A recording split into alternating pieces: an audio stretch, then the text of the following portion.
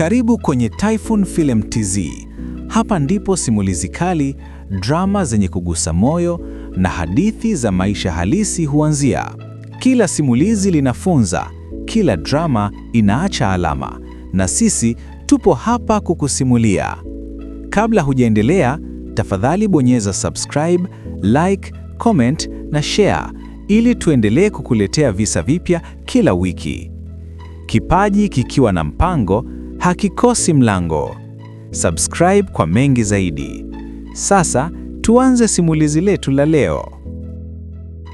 Saa za asubuhi zilikuwa bado changa, lakini anga la Sirte lilikuwa zito kuliko kawaida. Milio ya mbali ya risasi na ndege za kivita ilivunja ukimya wa jiji ambalo hapo zamani lilikuwa ngome ya mwisho ya utawala wa Muammar Gaddafi. Ndani ya gari lililokuwa likisogea polepole kwenye msafara uliovunjika, Gaddafi alikaa kimya. Uso wake ulikuwa umechoka, lakini macho yake bado yalikuwa na mwanga wa mtu aliyewahi kuamini kuwa hatashindwa kamwe. Kwa zaidi ya miaka 40, alikuwa si rais tu, alikuwa mfumo, alama na hofu kwa wengine. Lakini siku hii haikuwa kama nyingine.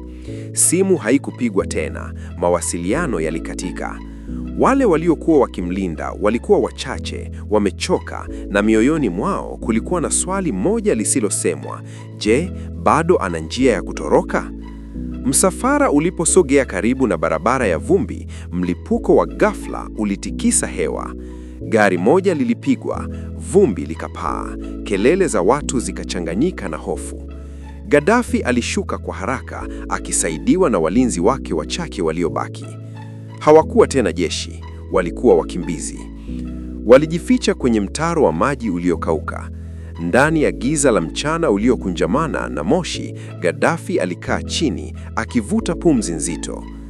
Akili yake ilirudi nyuma: mapinduzi ya 1969, hotuba zisizoisha, mikutano ya dunia, maadui aliyowashinda na wengine aliyowakandamiza. Je, historia itanikumbuka vipi? Aliwaza kimya kimya. Nje, sauti za watu zilianza kusogea. Hazikuwa sauti za wanajeshi waliokuwa wakimsikiliza kwa hofu, zilikuwa sauti za waliokuja kudai mwisho. Macho ya walinzi wake yalionyesha hofu isiyofichika. Mmoja alijaribu kuwasiliana, hakufaulu. Dakika zilionekana kuwa masaa, kisha kimya kikakatizwa na kelele za karibu.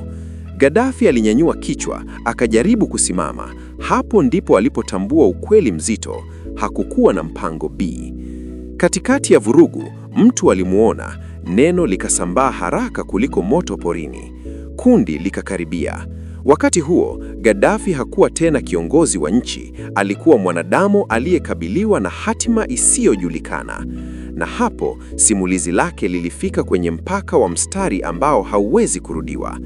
Lakini kilichotokea baada ya hapo, nani aliyesema nini, na dakika chache za mwisho kabisa, ndiyo sehemu ambayo dunia ilibishana kwa miaka. Katika sehemu ya pili, ukweli unaochoma zaidi utawekwa wazi: maneno ya mwisho, maamuzi ya mwisho, na jinsi historia ilivyofunga ukurasa wa Gaddafi. Usiondoke kwenye chaneli yetu. Kwa mengi zaidi, bonyeza subscribe. Asante kwa usikivu.